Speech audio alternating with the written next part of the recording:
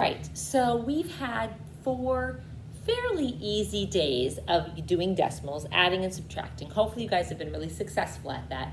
Now we are going to take it up just a little notch, not too much, and get into estimating decimal sums.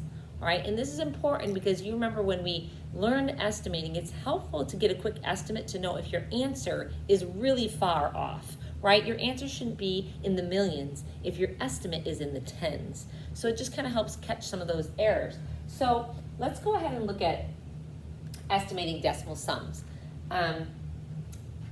Let's read our problem. Our problem is John is competing in a duathlon. He needs to run 1 3/35 miles. He needs to bike 3 1/10 miles and run 75/100 of a mile. What is the approximate length of the duathlon? So you know that you've got three measurements: 1.35 miles, 3.1 miles, and 0.75 miles. He wants to know the length of the entire duathlon. So what are we going to need to do? We're of course going to need to add them together. To solve, it wants you to estimate. Because why? Look at this word right here. Approximate. If it says about what length, or estimate what length, or what's the approximate length, or any words like this, it just means you need to estimate. They just want to know quickly about how long it was, not exactly. So to solve it, you're going to need to estimate the value of those 3 numbers added together. All right, so there are 2 ways to do it. We are not going to use front-end estimation. We're going to only learn how to just use rounding. That is the more accurate way. It's the most usable way that you will use in the future. So we are not going to use front-end estimation and confuse you with that. We are going to go right ahead into rounding. So let's look at how you round decimals. You round decimals very similar to how you would round any number. The key always with rounding is deciding to what place am I going to round these things. Am I going to round them to the nearest whole number, to the nearest tenth, to the nearest hundredth? Where do I round them to? So for decimals, we are always going to round them to a certain spot. Round the decimals to the greatest non-zero place of the least number. Okay, that sounds confusing, doesn't it? It's not. First step you need to do is you need to find which of these numbers is the least. 1 35/100, 3 1/10, or 75/100. So this kind of goes back to comparing decimals, which we've already learned. So if you're starting at the left, if you have a hole and 3 holes, and this one doesn't even have 1 hole, it just has a part of a hole. You start on the left and you compare the numbers. So this one is the least because there aren't any holes. This one is the greatest because there are 3 holes. And that one's in the middle. So if I put them in order from least to greatest, it would be this one, and then this one. So remember the rule. The rule is first find the least number, the smallest number. Which one is it? It's this one right here. That's the least number. So we did that. So the 2 steps are find the number, the least number with the least value. And the second step is round all of the numbers to this number's greatest spot that isn't a 0. Okay, the zeros don't count. So don't say, oh, the greatest spot is the 1 spot. No, it's not the greatest spot because that is a 0. The zeros don't count. So round it to the least number's greatest spot that is not a 0. So that would mean that you are rounding everything to the 10th spot right here. Okay, so we're back to our rounding skills. 1.35. If you are going to round it to the nearest 10th, look to the right. This 5 makes this 3 raise up to 4, right? 4, 5 or more, raise the score. 4 or less, leave that mess. So if we're rounding to this spot, we look to the right. The neighbor tells you, the neighbor is the judge. It tells you what to do. This 5 tells the 3 to become a 4. So we change it to 1 4/10. Here we go. This one, look at this. Our 10th spot is right here. Remember, you're supposed to look next door and find out, this is the judge. What is right here? Well, if there's nothing there, then you know it's a 0. So a 0 is 4 or less, so you're going to leave that as a 1. 3 and 1, 10. Our last one, the 10th spot is a 7. We look to the right, that 5 tells us raise up that 7 to an 8. So we have now rounded each one of these so we can find our estimate. The hardest part is deciding what place you are going to round to. You find the least number, the number that is the smallest, that's worth the least, and you round everything to the greatest digit, except for the 0. That's the rule. So if you can just remember that, and that's just going to come through lots of repetition. So we're going to do it this way. Again, no front-end estimation. If it says use front-end estimation to find an estimate for this addition problem, just change it. Just always do rounding. That will keep things a little bit easier for us and a little bit more clear if we just do it one way. So let's practice a few. Let's look at number 1.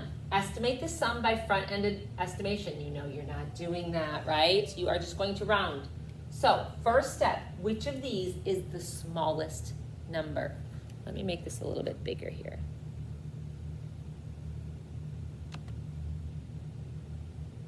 Well, that's a lot bigger. There we go. Maybe we can fit 2 of them on there and do them both. Okay. Which one of these is the smallest? Well, we've got 2 holes, 4 holes, and 1 hole, so you know that this one is the smallest. We are going to round everything to its greatest place that isn't a 0, okay, which is it right here. So you're going to round everything to the nearest hole. So if I'm rounding to the nearest hole, I'm going to look to the right. That 1 tells the 2 it can stay the same.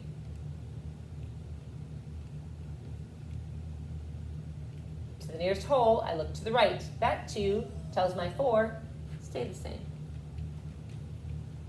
I'm going to look at my 1. I'm going to look to the right. The 9 tells the 1, raise the score to a 2. Then I add them together. 2 and 4 and 2 is 8. My answer is going to be 8. All right, let's do a couple more. Let me skip down to one that has a 0 in it so we can have a little bit of a challenge here. How about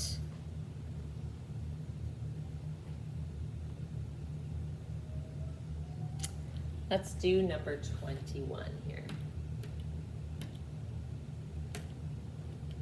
Okay.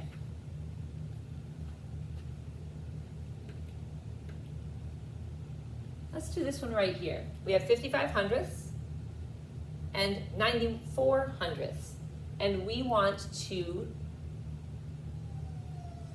estimate that answer. So I like to put them on top of each other, and then we have to decide what we're going to round each of them to so that we can add them up. Which of these is the least number? 55 hundredths or 94 hundredths? Well, 55 is. So we are going to round to the least number's greatest spot that is not a 0. Don't count this one. It's right here. This is the greatest spot. So we're going to round everything to the nearest tenth. Look to the right. This 5 tells this 5 to raise the score. So now we have 0.6. And you can put that 0 on there, or you don't have to. It doesn't matter. It doesn't change the value. Right here, the 4 tells the 9 to stay the same. So our answer, if we're adding them, is going to be 1 and 50 hundredths, or 1 and 5 tenths. Both have the same value. One more, and then we are going to be done with estimating, and I'm going to let you go ahead and try some examples.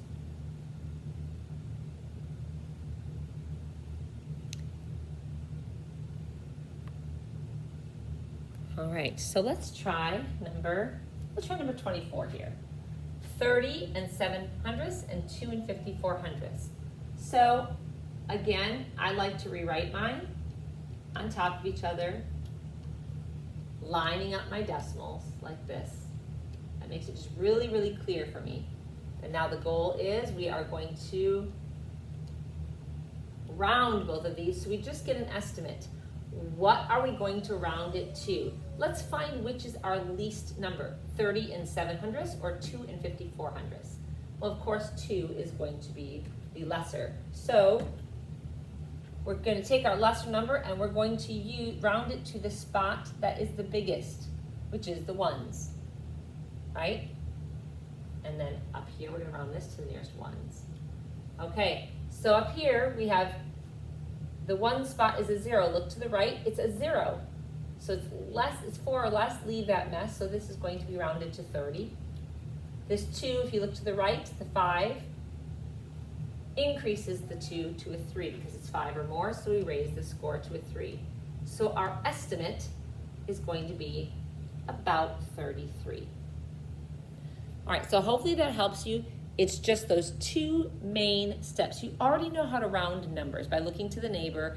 5 or more, raise the score. 4 or less, leave the mess. You already got that in your skill set. So the only thing that is different about your decimals is just simply figuring out which is the lesser number and rounding everything to the furthest spot to the left, or the biggest spot in that number, the biggest digit, the biggest place value, except for if it's a 0, right?